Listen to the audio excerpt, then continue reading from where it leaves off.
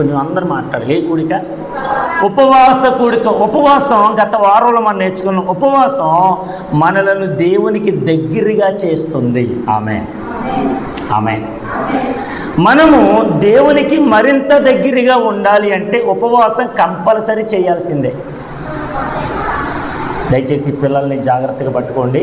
అమ్మా, దయచేసి పిల్లలు అటు ఇటు ఎవ్వరు తిరగకూడదు, ఎవ్వరు తిరగకూడదు. దయచేసి ఈ మాట అందరూ గుర్తుపెట్టుకోవాలి.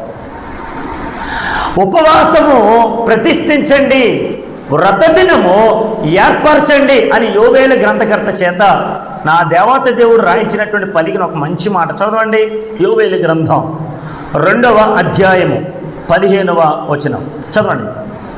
యోవేలు గ్రంథం 2వ అధ్యాయము 15వ వచన భాగం. సియోనులో బాకా ఊదుడి, ఉపవాస దినము ప్రతిష్ఠించుడి, వ్రత దినము నియమించి ప్రకటన చేయుడి, జనులను సమకూర్చుడి, సమాజ కూటము ప్రతిష్ఠించుడి, పెద్దలను పిలువనంపించుడి, చిన్నవారిని స్తన్యపానము చేయు బిడ్డలను తోడుకొను రండి. దేవునికి స్తోత్రం, హల్లెలూయా. పెళ్ళికి కాదు రమ్మంది, ఫంక్షన్కి కాదు తీసుకురమ్మంది. ఎక్కడికి? ఉపవాస దినము ప్రతిష్ఠించిన తర్వాత పెద్దలను, జనులందరినీ, చిన్నవారిని, పాలు త్రాగేటువంటి స్తన్యపానము చేసేటువంటి పిల్లలందరినీ తోడుకొని రండి. ఎక్కడికి? దేవుని మందిరానికి. దేవునికి స్తోత్రం. ఎందుకు అందరూ దేవుని మందిరంలో ఉండాలి? ఇంట్లో ఉండే వాక్యాన్ని వినకూడదా? కొంతమంది ఏమని అడుగుతున్నారంటే, పాస్ట్ గారికి ఏం పనిపాటలేదు, ఎప్పుడు చూసిన మందిరానికి రండి, మందిరానికి రండి అడుగుతూ ఉంటారు, చెప్తూ ఉంటారు. కానీ ఇంటి దగ్గర ఉంటే మాకు వాక్యం వినబడదా? ఇంటి దగ్గర ఉంటే మేము వినట్లేదా? ఇంటి దగ్గర ఉంటే మేము ఏమన్నా వాక్యం వినకుండా ఉన్నావా అని అనుకొని చాలామంది ఎన్నో కబుర్లు చెప్పచ్చు. స్తోత్రాలు. ఎన్నో మాటలు మాట్లాడచ్చు. కానీ యోవేలు గ్రంథకర్త చేత ఎందుకు పరిశుద్ధాత్మ దేవుడు ప్రత్యేకముగా ఉపవాస దినము ప్రతిష్ఠించు, వ్రత దినాన్ని ఏర్పరచు, పెద్దలందరినీ పిలువనంపించు, చిన్నవారు రావాలి, స్తన్యపానం చేసేవారు రావాలి, జనులందరూ రావాలి, దేవుని మందిరంలో వాళ్ళందరూ కూడుకోవాలి అని ఎందుకు చెప్పాడు? దేవునికి స్తోత్రం.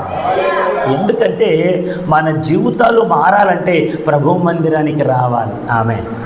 మన రోగం తగ్గాలంటే యేసు ప్రభు దగ్గరికి రావాలి. ఆమె.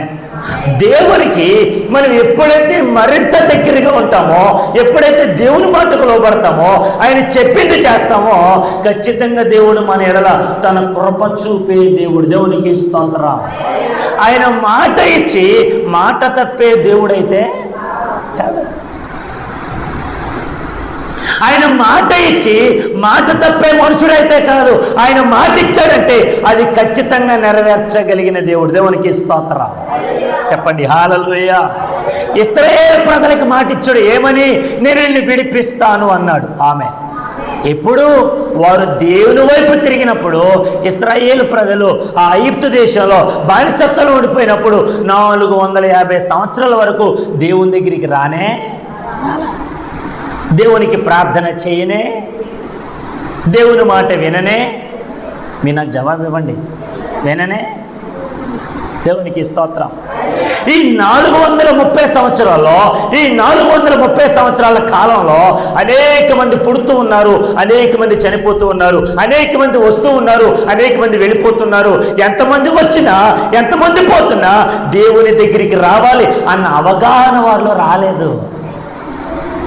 ఈ రోజున మన జీవితాల్లో అనేకమైనటువంటి కార్యాలు చేయగలిగిన దేవుడు, చేస్తున్న దేవుడు, అద్భుతాలు జరిగిస్తున్న దేవుని దగ్గరికి మనం రాకపోతే ఎంత నష్టపోతున్నామో తెలిసినా కూడా రావట్లేదు.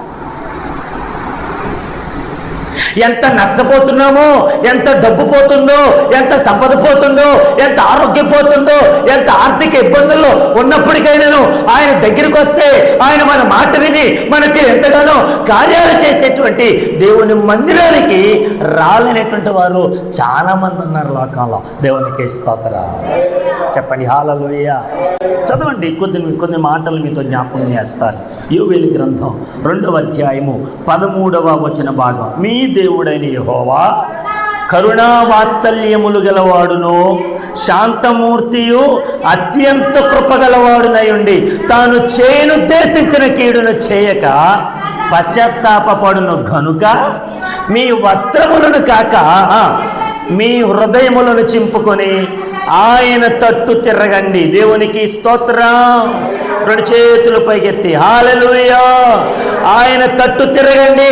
ఎలా తిరగాలి, ఏం చేయాలి అని అడిగితే ఇక్కడ మాట్లాడుతున్నటువంటి మాట, మీరు మీ హృదయములను చింపుకొని తిరగండి. ఆమె పాతకాలంలో, పూర్వకాలంలో యూదులకి ఒక ఆచారం ఉండేది. యూదులకి ఏముండేది, మీరు ఏముండేది? ట్రెడిషన్ అంటారు కదా ఇంగ్లీష్లో, ట్రెడిషన్. ఆచార ప్రకారంగా వారు ఉపవాసం ఉన్నప్పుడు వారి అలవాట్లు, వారి పద్ధతులు, వారికి ఉండేటువంటి ఆచార విధానాలు ఏంటంటే, యూతులు పూర్వకాలంలో ఉపవాసం ఉన్నప్పుడు వారు బట్టలు చింపుకొని దేవుని మందిరములో ఉండి దేవునికి ప్రార్థన చేసేటువంటి వారు. ఇంకో మాట ఏంటంటే, బూడిదలో కూర్చొని ఆ బూడిద నెత్తిమీద వేసుకొని, ప్రభువా మాకు సమస్య వచ్చింది, ప్రభువా మాకు సహాయం చేయము, ప్రభువా నువ్వు లేకపోతే మేము బ్రతకలేము అని ఉపవాసం ఉండి కడుపు కట్టుకొని వారు వస్త్రాలు చింపుకొని బూడిద పోసుకొని దేవుని సన్నిధానంలో ప్రార్థన చేస్తూ ఉండేటువంటి అలవాట్లు, పద్ధతులు పూర్వకాలంలో ఎవరికి ఉండేవి? యూదులకు ఉండేవి. ఆమె చెప్పండి. ఆమె ఒకవేళ మనం ఉపవాసం ఉన్నాం అనుకోండి, ఉపవాసం ఉండి బట్టలు చింపుకున్నాం అనుకోండి, ఏమంటారు? స్తోత్రం నాయన. ఇప్పుడు మనం ఉపవాసం ఉన్నాం అనుకుందాం. ఉపవాసం మనం కూడా యూదుల ఆచార ప్రకారంగా, యూదుల పద్ధతి ప్రకారంగా, యూదుల ట్రెడిషన్ ప్రకారంగా, ప్రభువా నేను కూడా ఉపవాసం ఉన్నాను అని చెప్పి వేసుకున్న బట్టలు చించేసావు, ఏమంటారు? నిన్ను మాట్లాడరేంటండి? జయశీలమ్మ గారు చెప్తారు. ఏమంటారు మనల్ని? గట్టిగా చెప్పండమ్మా. ఇప్పుడే యేసు ప్రభు నమ్ముకున్నాడంటరా, పిచ్చొచ్చేసింది వీడికి అనరా? మాట్లాడండి అమ్మా అనరా? దేవుడు పిచ్చి పట్టిన వారిని పిచ్చి తీసేసి మంచివాడిగా మార్చే దేవుడు. ఆమె మరి అటువంటిది నేను యూదుల మత ప్రకారంగా, ఆచార ప్రకారంగా ఇప్పుడు కూడా నేను బూడిద పోసుకుంటాను, ఇప్పుడు కూడా బట్టలు చెప్పుకుంటానంటే అది చల్లదు. ఇప్పుడు ఆమె పూర్వకాలంలో వారు పద్ధతుల ప్రకారంగా, ఆచార ప్రకారంగా వాళ్ళు చేశారు. ఇప్పుడు మన ఆచారం కాదు అది. ఆమె మన ఆచారం మన హృదయములను చింపుకోవాలి. ఆమె మన హృదయములను చెప్పుకొని దేవుని సన్నిధానంలో వేదన పడి దేవుని సన్నిధానంలో ప్రార్థన చేయాలి. చూద్దాం ఒక మాట.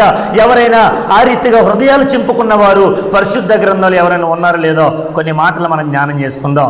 1 సమూయేలు గ్రంథం 1వ అధ్యాయంలో రాయబడిన అద్భుతమైనటువంటి మాట 10వ వచన భాగం, లేదంటే 7వ వచన భాగం నుంచి చదువుకుందాం. ఎల్కానా ఆమెకు ఏటేటా ఆ రీతిగా చేయుచునుండగా హన్నా యెహోవా మందిరమునకు పోవునప్పుడల్లా అది ఆమెకు కోపం పుట్టించను గనుక ఆమె భోజనము చేయక ఆమె పెనిమిటి అయిన ఎల్కానా, హన్నా నువ్వెందుకు ఏడ్చుచున్నావు? నువ్వు భోజనము మానుటేయాలా? నీకు మనోవిచారం ఎందుకు కలిగినది? 10 మంది కుమారుల కంటే నేను నీకు విశేషమైన వాడను కానా అని ఆమెతో చెప్తూ వచ్చాను. 9 పుచ్చుకున్న తర్వాత హన్నా లేచి యాజకుడైన ఏలీ మందిర స్తంభము దగ్గరనున్న ఆసనం మీద కూర్చొని ఉండగా బహు దుఃఖాక్రాంతురాలై వచ్చి యెహోవా సన్నిధిని ప్రార్థన చేయొచ్చు బహుగా ఏడ్చాను. 2 చేతులు పైకెత్తి స్తోత్రాలు చెల్లిద్దాం. అమ్మా అందరు చెప్పండి హల్లెలూయా. ఇక్కడ ఒక తల్లి గారు ఉన్నారు, ఆమె పేరు హన్నా. చెప్పండి ఏంటంట? గట్టిగా చెప్పండి అమ్మా. హన్నా. ఈ తల్లి యొక్క ప్రార్థన విధానం ఏంటంటే, ఈమె అందరికంటే బహు సౌందర్యంగా ఉండేది. కొద్ది మాటలు చెప్తాను వినండి. ఈమె చాలా అందగత్తి, చాలా సౌందర్యవతురాలు, చాలా మంచి బ్యూటిఫుల్. ఇంత అందమైన ఆవిడ ఎప్పుడైతే ఆ ఎల్కానా గారిని పెళ్లి చేసుకుందో, ఎల్కానా గారికి ఈమె 2వ భార్య కనుక మొదటి భార్య పెనిన్నాన్ని ఈయన ప్రేమించేవాడు కాదు. అందంగా ఉండేటువంటి ఆ భార్య మీద ప్రేమ కలిగి ఆ భార్యని ప్రేమిస్తూ ఆ భార్యకి 2 పాళ్ళు తను సంపాదించిన జీతంలో ఇచ్చేవాడంట. పూర్వకాలంలో బహుభార్యత్వం ఉండేటువంటిది. ఆమె పూర్వకాలంలో బహుభార్యత్వం ఉండేది. కానీ ఇక్కడ గమనించండి, ఈ తల్లికి ఉండేటువంటి ఒక గొప్ప విధానం ఏంటంటే ఆమె దేవుని యొక్క సన్నిధానానికి వచ్చింది. ఎప్పుడు వచ్చింది? పిల్లలు లేనప్పుడు, గర్భం లేనప్పుడు, దేవుడు పిల్లలు ఇవ్వలేనప్పుడు తన భర్త దగ్గరికి వెళ్ళి, అయ్యా అందరు నన్ను గొడ్డరాలు అంటున్నారు, అందరు నన్ను తిడుతూ ఉన్నారు, ఇదిగో నువ్వు నాకు పిల్లలు ఇస్తే నీ దగ్గర ఉంటాను అని అందగత్తైనటువంటి ఇవి మాట్లాడగానే ఇప్పుడు భర్త గారు అంటున్నారు, అమ్మాయి 10 మంది కుమారుల కంటే నేను నీకు సరిపోనా? ఈ మాట మాట్లాడుతూ ఆమెను బుజ్జకిస్తూ ఆమెను ఏడవకుండా భోజనం చేయకుండా ఉండేటువంటి ఆమె పరిస్థితులలో ఆమెను ఎంతగానో ఓదారుస్తూ ముందుకు నడిపిస్తూ ఉన్నాడు ఈ భర్త. దేవునికి స్తోత్రం. కానీ ఒక రోజున ఏం జరిగిందేంటో తెలీదు. షిలోహు ప్రార్థనా మందిరానికి వెళ్ళారు అందరూ. ప్రతి ఏటేటా అప్పుడు సంవత్సరానికి ఒక్కసారే ఆమె. సంవత్సరానికి మనలో చాలామంది అనుకుంటూ ఉంటారు, ఎందుకు ప్రతి ఆదివారం ప్రార్థన, ఎందుకు ప్రతి శుక్రవారం ఉపవాస ప్రార్థన, నెలకొకసారి ఆడితే బాగుంటుంది కదా. ఏంటంట అమ్మా ఓయ్ మాట్లాడకండి, చేతిలో బైబిల్ లేదు, ఎవ్వడూ మాట్లాడదు. నెలకొకసారి ప్రార్థన పెడితే బాగుంటుంది కదా. దేవునికి స్తోత్రం. ఒక మాట చెప్పమంటారండి, అప్పుడు షిలోహు అంటే చాలా దూరమైన ప్రాంతం.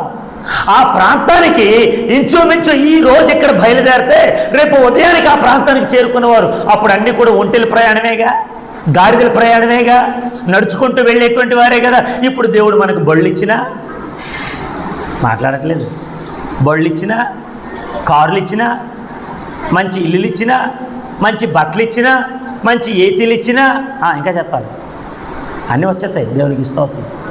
ఇవన్నీ ఇచ్చిన మందిరం పక్కన ఉన్నా సరే మనం ఏం చేయం? గడికి చెప్పాలి, రావు కాదు అసలు చూద్దామా? అయ్యో ఈరోజు శుక్రవారం కదా, ప్రార్థన కదా, పాస్టర్ వచ్చే టైం అయింది, అమ్మ ఇంకెవరు రాలేదే, ఈరోజు దేవుడు నాకు మంచి సమయం ఇచ్చాడు, త్వరగా తలుపులు ఓపెన్ చేస్తాను, త్వరగా నేను మంచిగా తుడిచేస్తాను అన్ని సర్దు అని అనుకున్నారు ఎవరైనా? ఒకవేళ అక్కడ ఎవరైనా ఉంటే కనుక చూస్తే రే చర్చి తోడరు అంటారేమోనని చెప్పి చూడకుండా వెళ్ళిపోయే వాళ్ళు ఎంతమంది లేరు? అలా చూస్తారేంటండి? అవునా కాదా? దేవునికి స్తోత్రం. కానీ గమనించండి, వీళ్ళు ఏటేటా సంవత్సరానికి ఒక్కసారి మాత్రమే, అప్పట్లో సంవత్సరానికి ఒక్కసారి మాత్రమే దేవుని మందిరంలో వాళ్ళు ఏదైతే ప్రార్థన చేయాలో, ఏదైతే అర్పణలు అర్పించాలో, ఏదైతే బలివ్వాలో, దేవునికి ఏదైతే యాగం చేయాలో, దేవుడితో ఏది మాట్లాడుకోవాలో, ఏది సెలవిచ్చుకోవాలో, ఎంత ఏడవాలో, ఆ రోజు ఆ మందిరంలో ఎంతమంది వస్తారో తెలియదు, అందరూ కూడా దేవుని మందిరంలో సంపూర్ణముగా దేవునికి స్తుతి ఆరాధన చెల్లించి వెళ్ళేవారు. దేవునికి స్తోత్రం చెప్పండి, హల్లెలూయా. అప్పుడు మందిరాల్లో దీపస్తంభం ఉండేది. చెప్పాలి, ఏముండేది? దీపస్తంభం. ఈ దీపస్తంభం ఎప్పుడు కూడా ఆరిపోకూడదు, అది వెలుగుతూనే ఉండాలి. ఆ దీపస్తంభం వెలుగుతూ ఉండడానికి ఒలీవే నూనె ప్రత్యేకంగా వాడేవారు. ఆమె ఏ నూనె? ఒలీవ నూనె వాడేవారు.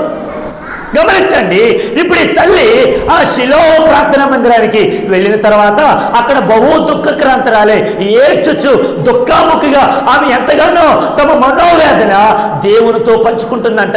నేను ఇలాగ అనుకుంటున్నాను, ఆమె తమ బట్టలు చింపుకోలేదు, తమ హృదయాన్ని చింపుకుంది. దేవునికి స్తోత్రం చెప్పండి, హల్లెలూయా.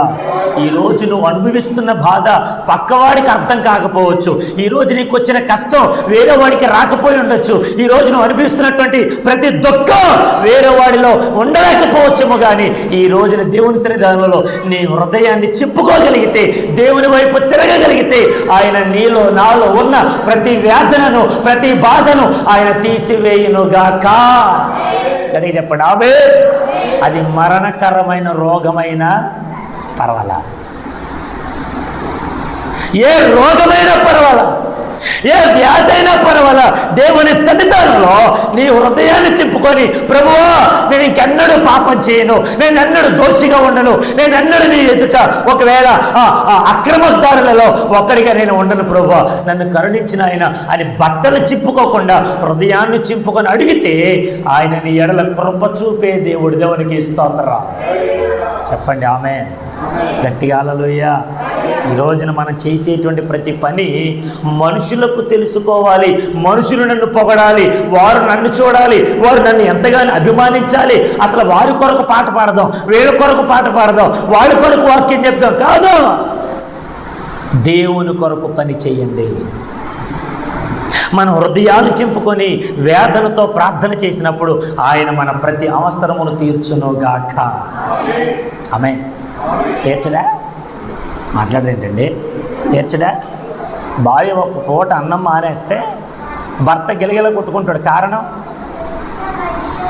కారణం అయ్యో నా భార్యకి ఏమైనా అయిందేమో, ఎవరేమన్నా అన్నారేమో, అత్తగారు ఏమన్నా అన్నారేమో, మావిగారు ఏమన్నా అన్నారేమో, ఒకవేళ నేనేమన్నా పొరపాటున ఏమన్నా అన్నానేమో అని వాళ్ళందరూ కూడా ఆలోచించుకుని అమ్మాయి భోజనం చేయబెట్టిరా, భోజనం చేద్దాం, నేను రాను అన్నదానికి వీడేం చేస్తాడు?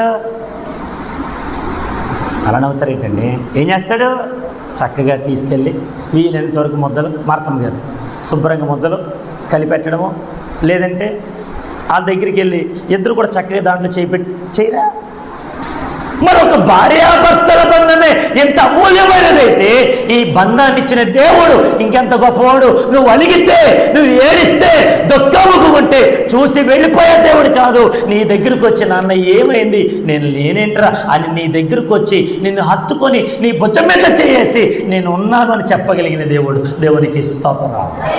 మనం ఆరాధిస్తున్న దేవుడు అసలు శిష్యులైనటువంటి అద్భుతాలు చేసేటువంటి గొప్పగా ఆ సర్వమును సృజించిన సృష్టికర్త అయినటువంటి దేవుడు. దేవునికి స్తోత్రం. ఆయన నిన్న నేడు యాకృతిగా ఉన్న దేవుడు. ఆయన మారని దేవుడు, మరువని దేవుడు. ఆమేన్. ఆయనకి మార్పు లేదు, మనకైనా మార్పు ఉంటుందేమో. ఆమేన్. ఇక్కడ విన్నప్పుడేమో స్తోత్రం ప్రభు, యేసయ్యానికి స్తోత్రం అంటాం, ఇంటికి వెళ్ళిన తర్వాత స్తోత్రం, ఆత్రం ఆయన నిద్ర వస్తుంది ప్రభు అంటాం. ఇక్కడేమో ఎంత భక్తో, ఇంటికి వెళ్ళిన తర్వాత మాట్లాడరేంటి? ఓయ్, ఇక్కడేమో భక్తి, ఇంటికి వెళ్ళిన తర్వాత దేవునికి స్తోత్రం. కానీ గమనించండి, యోవేలు ప్రవక్త చేత దేవుడు పలికించిన మాట, ఓ నా యోవేలు, నువ్వు ఎవరి దగ్గరికి ఎత్తి వెళుతున్నావు, ఏ జనుల దగ్గరికి ఎత్తి వెళుతున్నావు, వారందరితో మాట్లాడు. మీ బట్టలు కాదు చింపుకోవాల్సింది, మీ హృదయాలు చింపుకోండి. ఒక మాట చదవండి, ఇర్మియా గ్రంథం 17వ అధ్యాయము 9వ వచన భాగం. ఇర్మియా గ్రంథం 17వ అధ్యాయము 9వ వచన భాగం.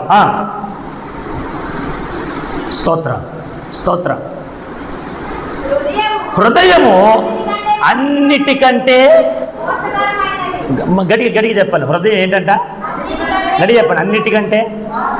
ఇప్పుడు మనం ఏదైనా కొంచెం పొరపాటున మోసపోయాం అనుకోండి, ఏమంటాం? ఎవరు అనుకుంటారు మోసం చేసిన నన్ను? మా వాళ్ళేనండి. వాళ్ళు కాదు, నీలో ఉన్న నీ హృదయం నిన్ను మోసం చేస్తుంది. నీ హృదయం దేవుని యొక్క సన్నిధానానికి రానివ్వకుండా, అయ్యో వాళ్ళు వెళ్ళమన్నారండి, వీళ్ళు రావద్దన్నారండి, చుట్టాలు వచ్చారండి, పట్టాలు వచ్చారండి, వాళ్ళ కోసమండి, వీళ్ళు కాదు, నీ కోసమే నీ హృదయం నిన్ను మోసం చేస్తుంది. దేవునికి స్తోత్రం. ఎత్తండి రెండు చేతులు. హల్లెలూయా. హృదయం అన్నిటికంటే మోసకరమైనది. అది ఘోరమైన, చెప్పండి అమ్మా. నేను మాట్లాడితే మీరు ఈ లోకంలో ఘోరమైన వ్యాధి ఏంటి ప్రపంచంలో? ఘోరమైన వ్యాధి HIV, ఎయిడ్సా, క్యాన్సరా, ఇంకేమైనా ఉన్నాయా? ఏది ఘోరమే? ఇక్కడ దేవుని యొక్క లేఖనం ఏం చెప్తుందంటే, ఒరే ఆ రోగాలు కాదురా బాబు, ఆ వ్యాధులు కాదురా నాయన, నీలో ఉన్న హృదయం ఘోరమైన వ్యాధి గలది, దాన్ని బాగు చేసుకోరా బాబు. దాన్ని ఏం చేయాలి? నేను మాట్లాడగినా ఈ హృదయానికి హార్ట్ పేషెంట్లు ఎవరైతే ఉన్నారో ఎంత దూరం వెళ్ళినా సరే ఆ లోపల దాన్ని చూసి ఏదో ఒకటి హోల్స్ పడిందనో, లేదంటే ఇక్కడ ఏదో స్టంట్ వేయాలనో, ఆపరేషన్ చేయాలని అంటారు. కానీ లోపల హృదయం నీకు బాగాలేదండి, ఈ హృదయాన్ని మార్చేసి ఇంకో కొత్త హృదయం పెట్టాలండి అని నేను ఎవరైనా చెప్పగలరా? మాట్లాడరేంటండి? చెప్పగలరా? ఎవరు చెప్పలేరు. యేసుప్రభు అన్నాడు, మీలో ఉన్న రాతి గుండెని తీసివేసి మాంసపు గుండెని పెడతాను. ఆమేన్. రాతి గుండెకి ఎన్నిసార్లు నీళ్ళు పోసినా అది ఎంత మాత్రం మెత్త. కొంతమంది అంటూ ఉంటారు పెద్దవారు, ఆడిది ఏం గుండరు కానీ ఆ రాత్రి గుండె మారదరా, ఎన్నిసార్లు చెప్పు, ఎన్నిసార్లు ప్రార్థనకి రమ్మను, ఎన్నిసార్లు బోధించు, ఎన్నిసార్లు ప్రార్థన చేయి, అసలు ఆయన హృదయం మారదరా. కొంతమంది అంటూ ఉంటారు ప్రార్థన చేయడానికి ఇంటింటికి వెళ్ళినప్పుడు, అయ్యా మా ఆయన మారడండి, ఆయనే మనిషి అండి, ఆ త్రాగు నుంచి అయ్యా దాన్ని వదిలేసి రావయ్యా, చర్చికి వెళ్దాం, మన కుటుంబం బాగుపడుతుంది అని ఎంత చెప్పినా ఆయన మారడండి, వదిలేండి పాస్టర్ గారు, ప్రార్థన వద్దులే ఆయనకి. ఏంటంట ఆయనకి ప్రార్థన వద్దు, ఆయన ప్రార్థన చేయకూడదంట, వీళ్ళ కోసమే చేయాలంట. ఎక్కడైతే దేవునికి స్తోత్రం. ఇప్పుడు నీ ఇంట్లో ఉండేటువంటి భర్త అంత రాత్రిగా ఉండిపోయినటువంటి వాడికి ఒక్క మాట సున్నితంగా నువ్వు ఎంతైతే లోబడతావో ఆ రాత్రిగుండె మారదా? చెప్పండి, మారదా?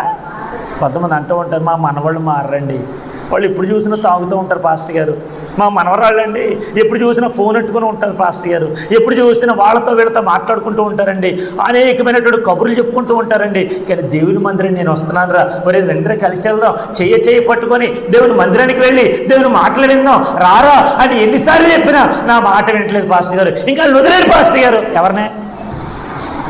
ఎవరినే యవనస్తులు వదిలేయాలంట. నేను మాట్లాడుతాను, చెప్పండి, లోకానికి కావాల్సింది ఎవరు? లోకానికి కావాల్సింది ఎవరండి? ఇప్పుడు జాబ్ ఎవరికి ఇస్తారు? 70 సంవత్సరాలు వచ్చిన వాళ్ళకి ఇస్తారా? మాట్లాడదు ఏంటండి? 80, 60, 50, 40 మీరు ఎప్పుడైనా చూస్తారో జాబ్ పెట్టేటప్పుడు వాడు అంటాడు 20 to 30 ఇయర్స్ మధ్యలో ఉన్నవాళ్ళు రండి. ఆమె 20 to 30. ఇంకా ఒకవేళ ఆ కేటగిరీని బట్టి, ఒకవేళ వయసు పైబడిన వారు 35 సంవత్సరాలు ఆ కేటగిరీని బట్టి తీసుకుంటాం. ఒకవేళ 35 దాటిందా, you are not eligible, you are not. నేను మాట్లాడుగుతా, మరి ఈ లోకానికే యంగ్ జనరేషన్ కావాలన్నప్పుడు మరి దేవుడికి ఎవరు కావాలి? స్తోత్రం. దేవుడికి ఎవరు కావాలండి? కొంతమంది అంటూ ఉంటారు, పాస్టర్ గారు ఇప్పుడు రానండి ప్రార్థనకి. నేను ఎప్పుడు వస్తావమ్మా? ఏమి లేదండి పాస్టర్ గారు, చదువుకుంటానా, చదువుకొని మంచి జాబ్ తెచ్చుకుంటానా, జాబ్ తెచ్చుకున్న తర్వాత పెళ్లి చేసుకుంటానా, పెళ్లి చేసుకున్న తర్వాత పిల్లలకి కంటానా, మరి వాళ్ళ మరి ఇప్పుడెప్పుడు రాను పాస్టర్ గారు? రారంట. అంటే నీ హృదయం చింపుకోవడానికి, నీ హృదయాన్ని బాగు చేసుకోవడానికి, నీ హృదయ అంతరంగాన్ని మార్చగలిగిన సర్వశక్తిమంతుడైన దేవుడి దగ్గరికి నీ హృదయాన్ని అప్పగించుకోకపోతే నీ బట్టలు చింపుకుంటే ఏమి లాభం? ఏమైనా లాభమేనా? దేవునికి స్తోత్రం. గట్టిగా హల్లెలూయా. ఒక సందర్భాన్ని మీతో జ్ఞాపకం చేసి ముగిస్తాను. ఇప్పుడు హన్న దేవుని మందిరంలో మోకరించి కన్నీరు కార్చి ప్రార్థన చేస్తుంది. తన హృదయాల్లో ఉండేటువంటి బాధనంతా కూడా దేవునికి అప్పచెబుతూ ఉంది. దేవునికి స్తోత్రం. గట్టిగా హల్లెలూయా. ఇక్కడ అంటున్నటువంటి మాట ఆ 12వ వచనంలో, ఏలయనగా హన్న తన మనసులోనే చెప్పుకొనుచుండెను, ఆమె పెదవులు మాత్రం కదులుచుండి ఆమె స్వరం వినబడికి ఉండేను కనుక ఏలి ఆమె మత్తురాలై ఉన్నదనుకొని, ఎంతవరకు నువ్వు మత్తురాలవై ఉందువు, నువ్వు ద్రాక్షారసం నీ యొద్ద నుండి తీసివేయమని చెప్పగా, హన్న అది కాదు నా ఏలినవాడా, నేను మనోదుఃఖము గలదానై ఉన్నాను. దేవునికి స్తోత్రం. కింద 15వ వచనం చివరి మాట అంటున్నాడు, నా ఆత్మను యెహోవా సన్నిధిని కుమ్మరించుకొనుచున్నాను. ఆమేన్. ఏంటంటే మనోదుఃఖము గలదానిగా ఉంది ఆ తల్లి. 2 తన ఆత్మను దేవుని సన్నిధానంలో వ్యక్తపరుచుకుంటుందంట, అప్పగించుకుంటుందంట. తన హృదయంలో ఉన్న వేదనంతా కూడా ప్రభువుతో చెప్పుకుంటుంది. దేవునికి స్తోత్రం. గట్టిగా హల్లెలూయా. నేను ఒక మాట అడుగుతాను, ఈ తల్లి దేవుని మందిరానికి రాకుండా తన ఇంటి దగ్గర ఏడవచ్చుగా? ఈ తల్లి దేవుని మందిరంలో అడుగు పెట్టకుండా తన భర్త దగ్గర ఏడ్చుండొచ్చుగా? లేదంటే తన ఇంటి వారి దగ్గర, ఆయన వారి దగ్గర, పొరుగు వారి దగ్గర, బంధువుల దగ్గర, రక్త సంబంధుల దగ్గర, అయ్యా నేను పలానా రోగంతో బాధపడుతున్నాను, నాకున్న పలానా ఈ రోగాన్ని బట్టి నాకు మనశ్శాంతి లేదు, నెమ్మది లేదు, అయ్యో నేను ఏది చేయలేకపోతున్నాను, తింటున్నాను కానీ ఒంటికి పట్టట్లేదు, నా బ్రతుకు ఎన్నికలుగా అయిపోయిందని చెప్పి నీ వారి దగ్గర ఎంత ఏడ్చినా ఎవడో నీ మాట విననే. హలో, నీ మాట వినడా? మరలా మన వాళ్ళ దగ్గర ఏడ్చిన మాటలు వేరే వాళ్ళ దగ్గరికి వెళ్ళి ఏం చెప్తారు తెలుసా?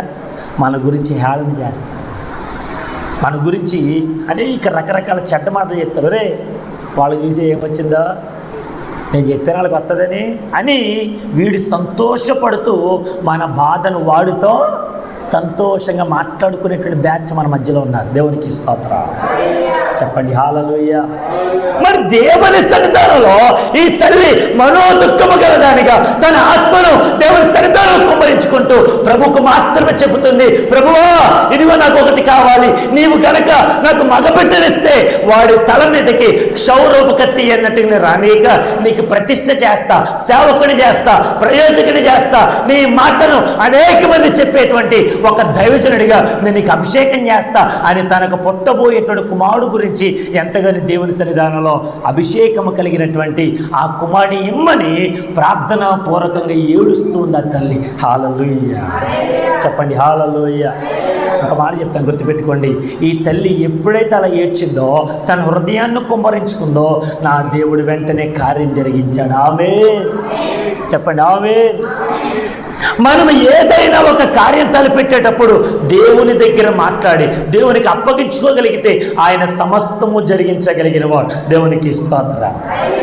ఆయన ఏదైనా చేయగలడు. అందుకని పాట ఉంది కదా, ఏమైనా చేయగలవు, కథ మొత్తం మార్చగలవు, నీ నామముకే మహిమంతా తెచ్చుకుందు యేసయ్యా,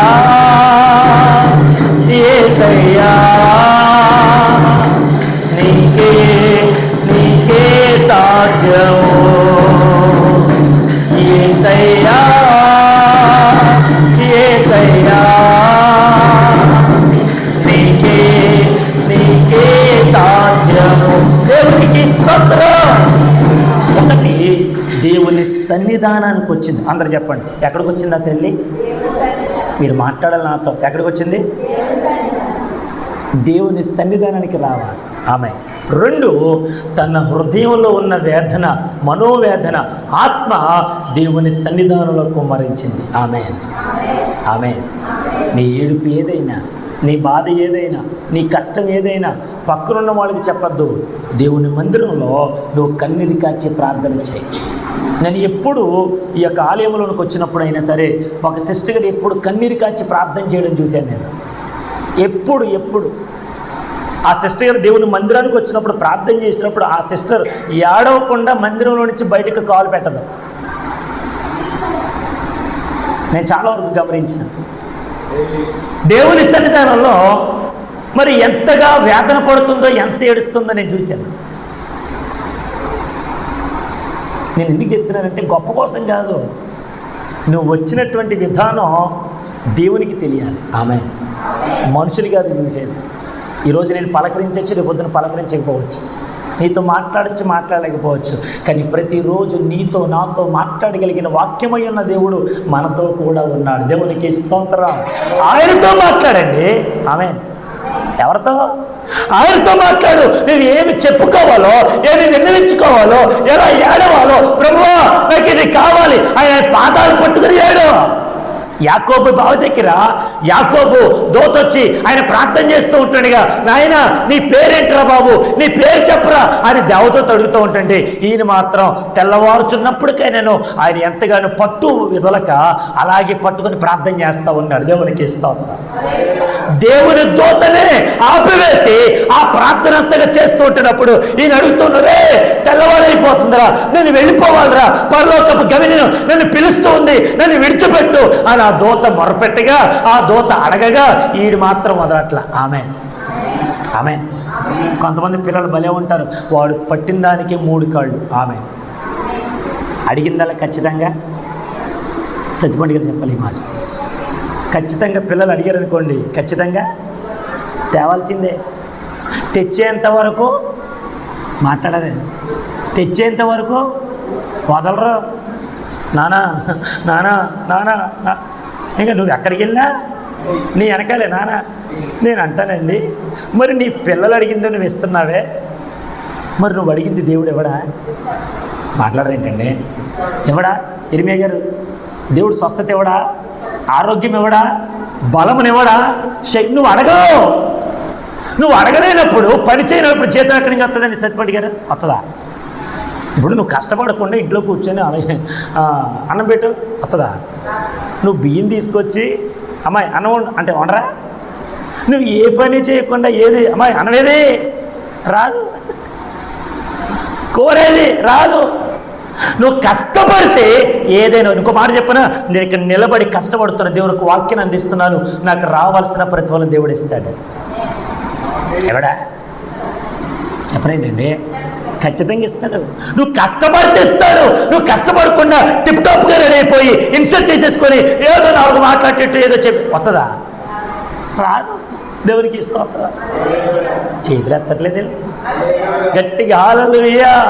నువ్వు కష్టపడినప్పుడు అనగా దేవుని సన్నిధానంలో నువ్వు ఏది చేయాలో అది చేయి, దేవుడు ఇస్తాడు. దేవునికి స్తోత్రం. నీ భర్త మారాలా, నీ కుటుంబం మారాలా, నీ భార్య మార్పు రావాలా, నీ పిల్లలు మార్పు రావాలా, ఏదైనా సరే ఇక్కడ దేవుని సన్నిధానానికి రా. మొట్టమొదటిగా 2, నీ మనసులో ఉన్న బాధనంతా వ్యక్తపరచు. 3, ఆయన ప్రతిఫలం ఇవ్వకపోతే అడుగు. ఆమె గట్టిగా హల్లెలూయా. ఏదైనా ఒక వ్యాపారం చేయాలనుకోండి, ముందు మనం ఏం చేయాలి? వ్యాపారం చేయాలి. ఏం చేయాలి? డైరెక్ట్ వెళ్ళిపోయి వెంటనే కొనేసుకొని వ్యాపారం వెంటనే ఏదైనా చేసేయగలమా? ఏదైనా చేయాలని ముందు పెట్టుబడి పెట్టాలి. పెట్టుబడి పెట్టినప్పుడు లాభం వస్తుందో నష్టం వస్తుందో నీకు తెలుస్తుంది. నువ్వు ఇక్కడ పెట్టుబడి పెట్టవు, కన్నీరు కార్చవు, ప్రార్థన చెయ్యవు, మోకాళ్ళు వేయవు, దేవుని మాట వినవు, దేవుని వైపు తిరగవు, దేవుడు చెప్పింది చేయవు, ఏది చేయవు, కానీ నీకు మాత్రం లాభం రాదు. వస్తుందా? రాదు. దేవునికి స్తోత్రం. నేను ముగిస్తున్నాను. 3 మాటలు చెప్పాను మీకు. 1, దేవుని మందిరంలోనికి రావాలి. 2, మన హృదయంలో ఉన్న వేదన వ్యక్తపరచుకోవాలి. 3, ప్రతిఫలాన్ని ఆశించాలి. దేవునికి స్తోత్రం. మన బట్టలు కాదు చింపుకోవలసింది. అమ్మ వినండి వాక్యాన్ని వినండి. బట్టలు కాదు చింపుకోవలసింది. ఏం చింపుకోవాలి? గట్టిగా. అమ్మ ఇంతమంది ఉన్నారు, గట్టిగా చెప్పండి. ఏం చింపుకోవాలి? మరి చింపుకుంటామా? దేవుని మందిరంలో హృదయాన్ని చింపుకోండి. ఈ హృదయం మోసమైంది, ఇది నేను మోసం చేస్తుంది, నిన్ను ఎదగనివ్వకుండా, నిన్ను దేవుడి సన్నిధికి రానివ్వకుండా నీలో ఉన్న హృదయమే అంటూ ఉండదు. అయ్యా వెళ్దాంలే, చేద్దాంలే, చూద్దాంలే. పాస్టర్ గారు ఇంకా రాలేదు, మాట వినబడలేదు, మైక్ ఆనవలేదు, పాట రాలేదు, ఇంకా పాస్టర్ అమ్మగారు కూడా రాలేదు. ఇప్పుడు పాస్టర్ గారే మాట్లాడుతున్నారు. పాస్టర్ గారు ఎక్కడ వాయిస్ వినబడట్లేదండి. దేవునికి స్తోత్రం. గట్టిగా హల్లెలూయా. అయ్యో ఈరోజు టైం అయిపోయింది, నేను త్వరగా దేవుని మందిరానికి వెళ్ళాలి అన్న ఆలోచనతో రావాలి ప్రభు మందిరానికి. దేవునికి స్తోత్రం. గట్టిగా హల్లెలూయా. ఉపవాస దినం ప్రతి శుక్రవారం జరుగుతుంది. అందరూ తప్పక 7 గంటలకి ఇక్కడ ఉండాలి. మీకు ప్రతిసారి చెప్తున్నాను, మరీ మాట చెప్తున్నాను, 7 గంటలకి ఇక్కడ ఉండండి. పాస్టర్ గారు వచ్చిన తర్వాత కాదు, రాకముందే మీరు ఇక్కడ ఉండాలి. చెప్పండి. సో కాబట్టి మన హృదయాలు మనం దేవుని ఎదుట చింపుకొని, అనగా అవగాహన చేసుకొని, ప్రభువు చెప్పిన మాటకు లోబడుతూ ఆయన వైపు తిరిగి పరలోక రాజ్యాన్ని చేరేవారిగా బ్రతకాలని ప్రభు పేరట మీ అందరికీ మనవి చేసుకున్నాను. దేవుడి మాటలు మన వినికిడిలో దీవించును గాక. ఆమెను అందరం మోకరించండి, ప్రార్థన చేద్దాం.